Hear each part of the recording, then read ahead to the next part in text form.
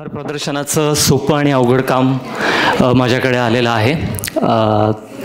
याची सुरुवात करताना ऑब्व्हियसली एक अगदीच 2 मिनटामध्ये मी NTSFFची भूमिका थोडक्यात मांडतो आणि त्या भूमिकेला धरूनच सगळ्यांचे आभारही मानतो की गणेश हा इंडिव्हिज्युअली टुरिझम क्षेत्रामध्ये गेली अनेक वर्ष काम करत आहे आणि टुरिझम क्षेत्रामध्ये एक चांगल्या प्रकारचं योगदान द्यावं.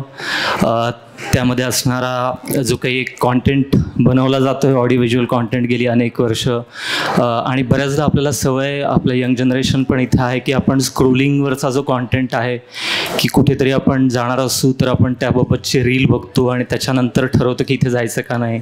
So 5 interesting things about Satara, 5 interesting things about this tourist destination, अशा प्रकारे आपण निर्णय घेतो. पण ह्याच्यापेक्षा वेगळं काही जाऊन जो चांगला कॉन्टेंट आहे, क्रेडिबल कॉन्टेंट आहे, ऑथेंटिक कॉन्टेंट आहे, तो ॲप्रिशिएट करावा, रेकग्नाईज करावा या दृष्टीनं गणेश गेली अनेक वर्ष या क्षेत्रामध्ये काम करत आहे आणि या वेगवेगळ्या लोकांबरोबर तो नेहमीच कार्यरत असतो. सो सर्वप्रथम तर आपण गणेशचे आभार नाही पण गणेशसाठी एक जोरदार टाळ्या बनतात. ठीक आहे. यामध्ये गणेशची आई पण आहे इथे, जी गेली अनेक वर्ष या कार्यक्रमांना उपस्थित असते. सो गणेशची आई, त्यांचे पण आभार.